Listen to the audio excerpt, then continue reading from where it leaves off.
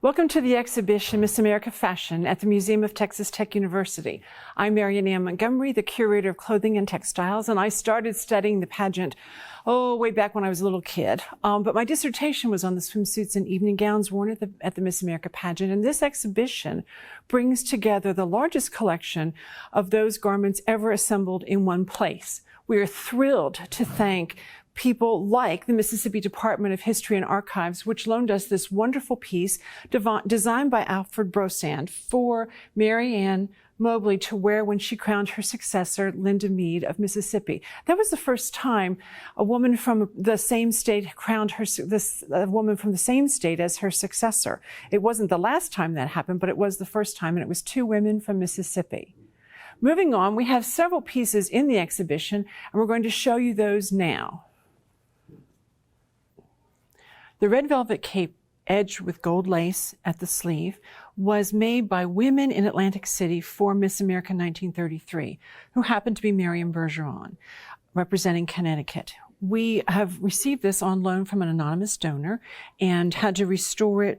There's gold lame lining underneath, which we didn't touch, but a lot of the glass, the green glass embellishment pieces had fallen off and they had to be reattached.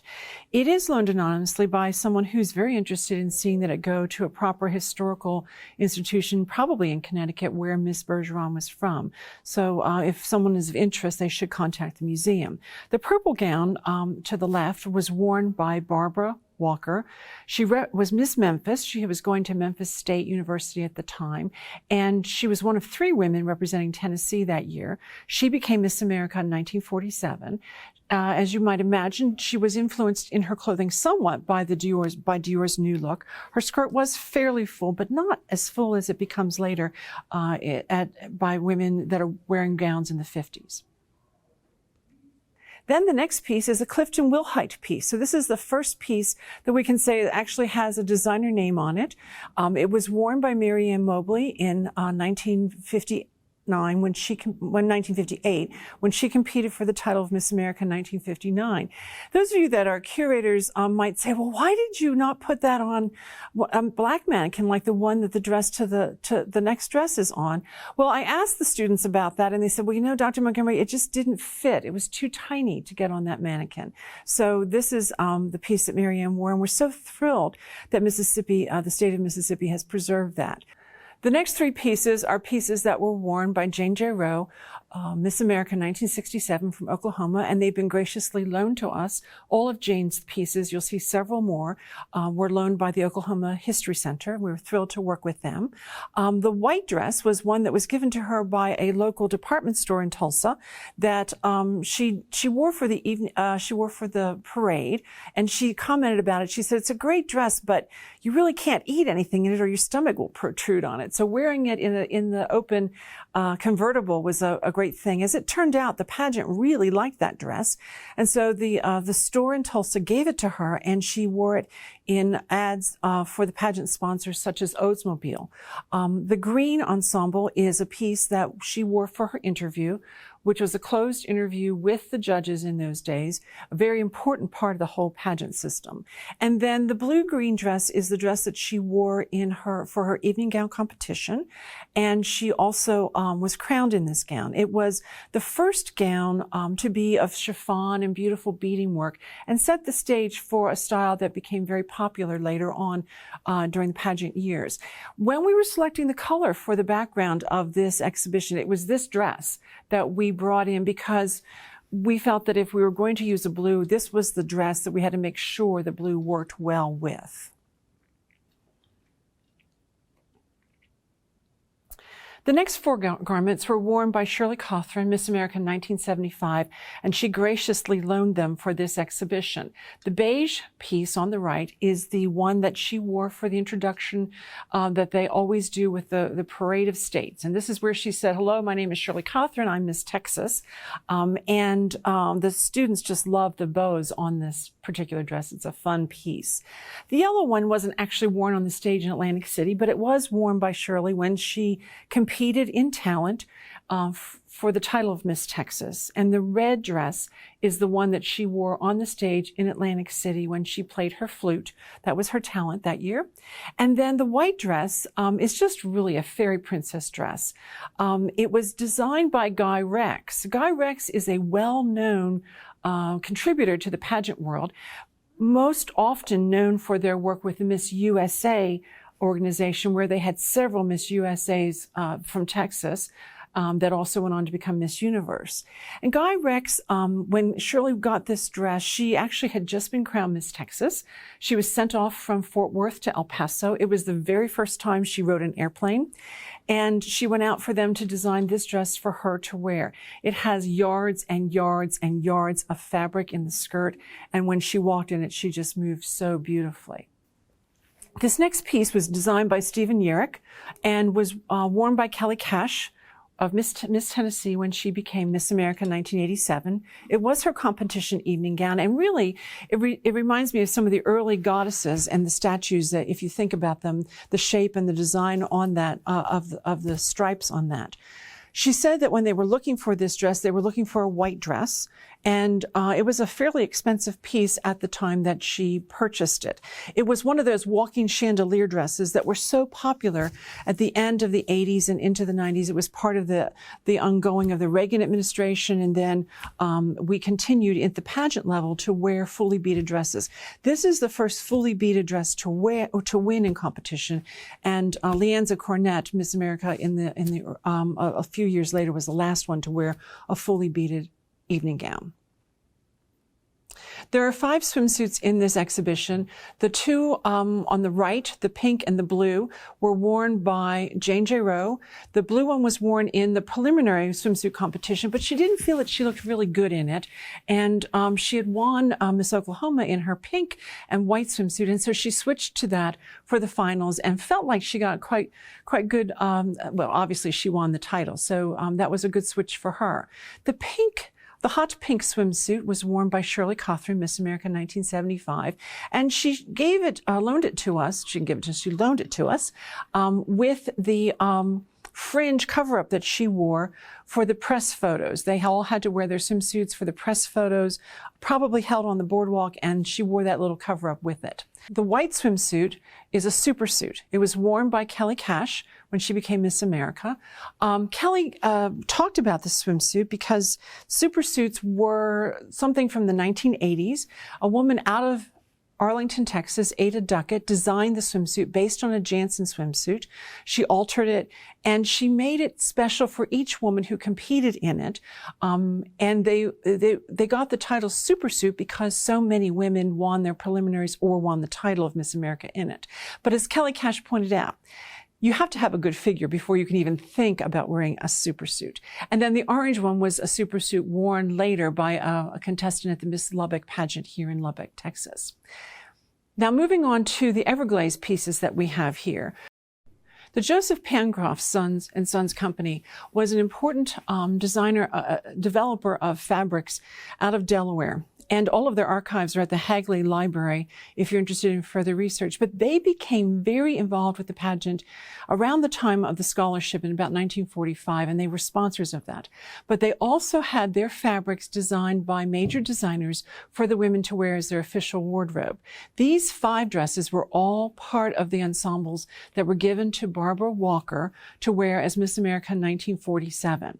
There are no labels in them to tell us who the designers were.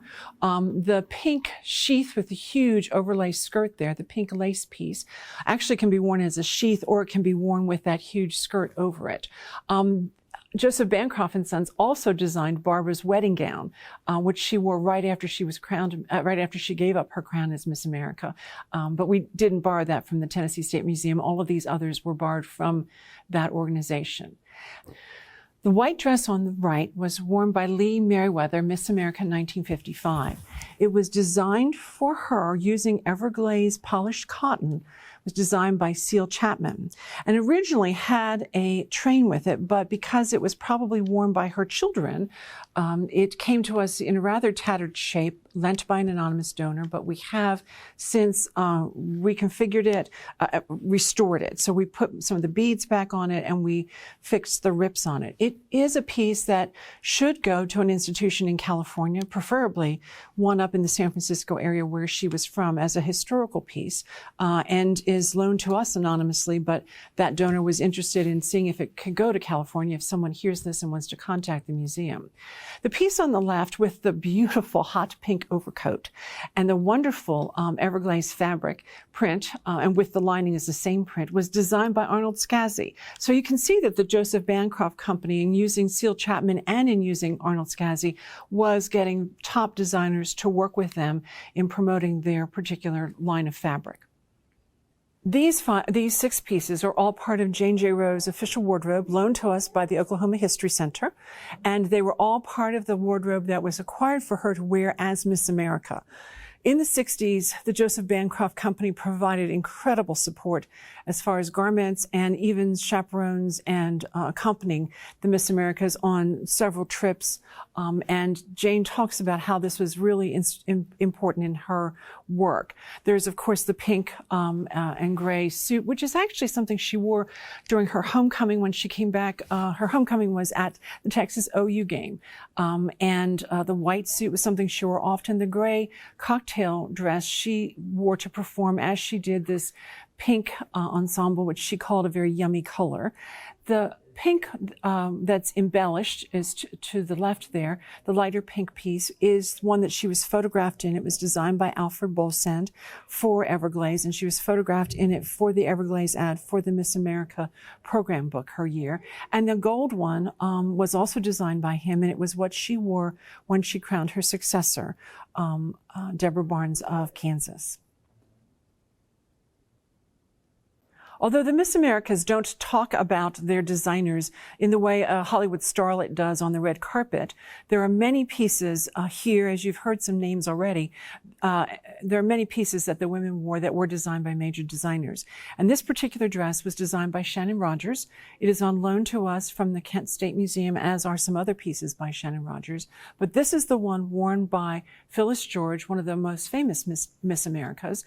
It was worn when she made her entrance at the next year's pageant, where she would crown her successor, and it just glitters and sparkles with all of those wonderful rhinestones. But it's a Shannon Rogers design. Part of the work of Miss America, particularly during the Vietnam years, was to go on USO tours. Now, of course, Miss America was involved in military appearances as early as Joe Carroll Dennison, Miss America 1942, during World War II. These pieces were worn by Jane J. Rowe in Vietnam when she was leading that USO tour for the Miss America group. So Miss America would go, as with some state representatives, and they would perform. She talked about the fatigues, which they did wear between appearances, mainly to blend in. But she said, although we thought we looked really cute in them, the audience really didn't like us in the fatigues. And so I took along this cocktail dress, this blue dress that we're showing you, also on loan from the Oklahoma History Center. And she said they were much happier to see us in our dresses.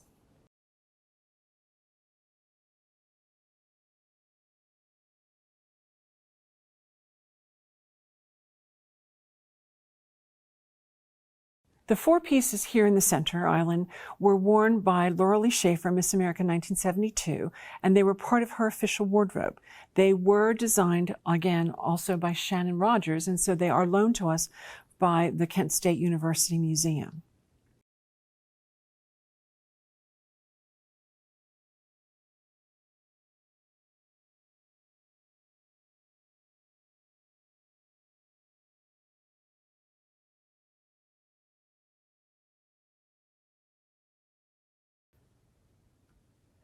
These two pieces were designed also by Shannon Rogers, and they are part of the Kent State University Museum collection, graciously loaned to us. And they were worn by Bess Meyerson. Bess Meyerson, Miss America 1945, was the first woman to receive a scholarship.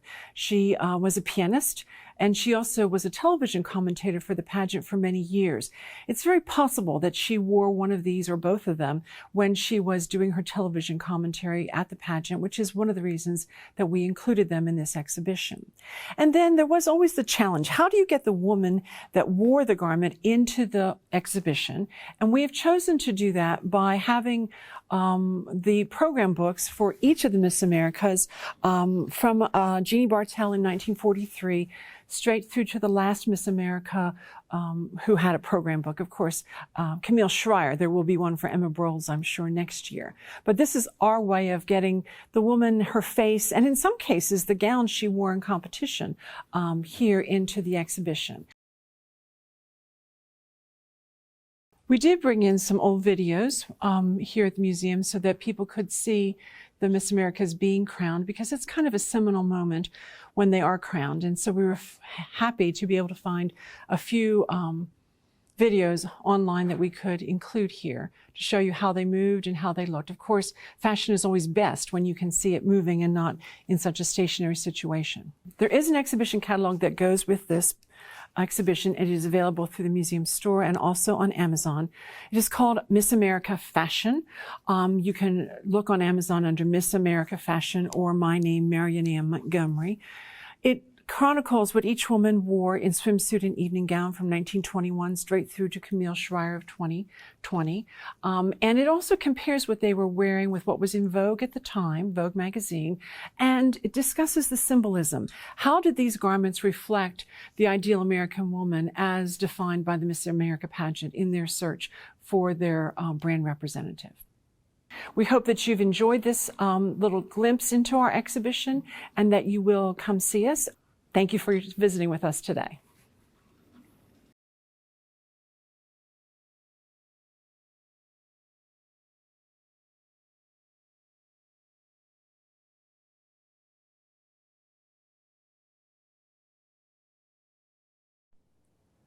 Louise Hopkins Underwood was a woman who was raised in the Northeast and came to Texas.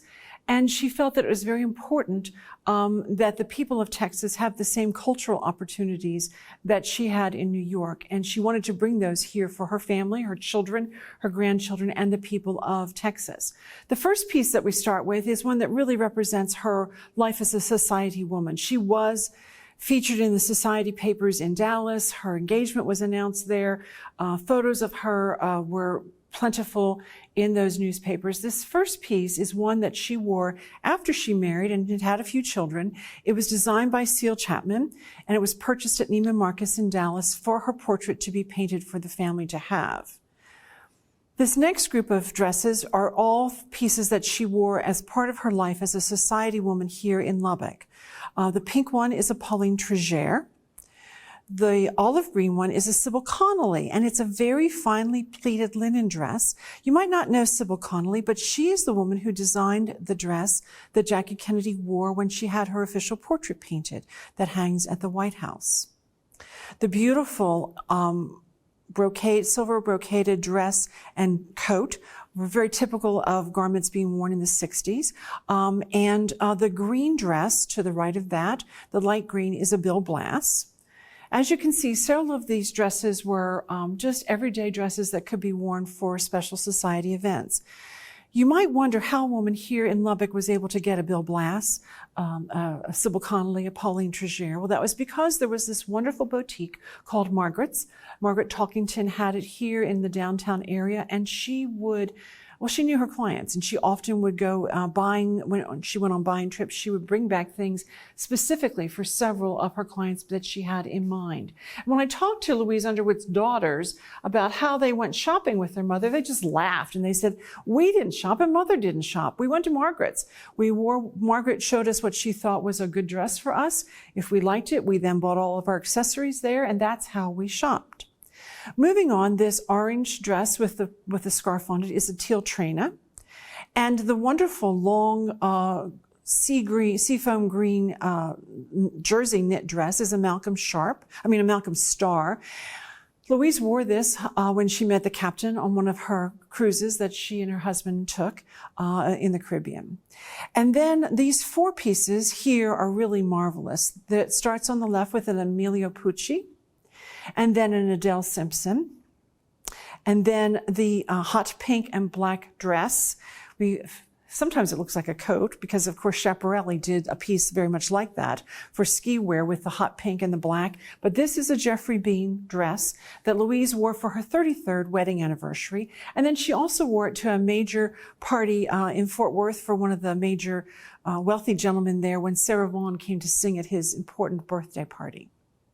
And then as we get over to this other side, we are really seeing more of the dresses that Louise wore as she began going to meetings in the community here and also in other communities to see what was a possibility for her in trying to design an art center here, which now bears her name, not because she wanted it, but because a friend donated $1 million and said, I'll only give you this if you will name it in honor of Louise Hopkins Underwood. But she had many, many, many impacts here in this community far beyond just that one center. There is this wonderful piece here, the blue turquoise piece, that was worn by her when she entertained at home. And although it's not really high fashion as many of the other pieces are in this exhibition, the family was very, very adamant that we include this piece because it reflected her interest in wearing clothing designed by people in the communities that she visited when she traveled internationally, and also things that she wore at home for entertaining. Next to that is a red and beige piece by Louis Farrard, a wonderful animal print raincoat, and then a Leonard silk dress. Leonard silk dresses were ubiquitous here in West Texas. We have several in the collection. We actually have several worn by Louise Underwood. She traveled with them, and as everyone who has one knows, they traveled really well and they were just beautiful. The sort of gray-black suit is an Oscar de la Renta. We've accessorized it with some of her scarves that her daughter loaned us. And it's a piece that she wore when her family traveled to France. So we have pictures of her wearing this, but it's a wonderful Oscar de la Renta piece. We also received from Mrs. Underwood many hats, pairs of shoes, and purses that she wore with some of these ensembles and with others. Of particular note are these 2 pair here in the middle, this green on the left and this red embroidered pair on the right that came to her that she purchased in Rome. She was on a cruise with several singers from the Metropolitan Opera in New York, and they said, oh, you have to go to the shoemaker in Rome. They make the most exquisite shoes. And she did and came back with these beautiful pieces, which she prized, I think, even more than the gold embroidered blue Ferragamo shoes that she also gave to the museum. We have been very fortunate in working on this exhibition to have the support of the family. Her daughters scoured their scrapbooks and their drawers to find wonderful pictures that they shared with us so that we could show Louise Underwood as a young woman, as a young mother, and in her later years as well when she was having the significant impact that she did on her community. We as Lubbockites are very indebted to Louise Underwood and the things that she did that made our lives better. And she was important in my being here as the curator of clothing and textiles. She came to my presentation. I think she encouraged the hiring of me and gave me this wonderful opportunity to showcase her clothing, which we're thrilled to show as our first exhibit in our inaugural exhibition for the Clothing and Textiles Permanent Gallery here at the Museum of Texas Tech University. Thank you for being with us.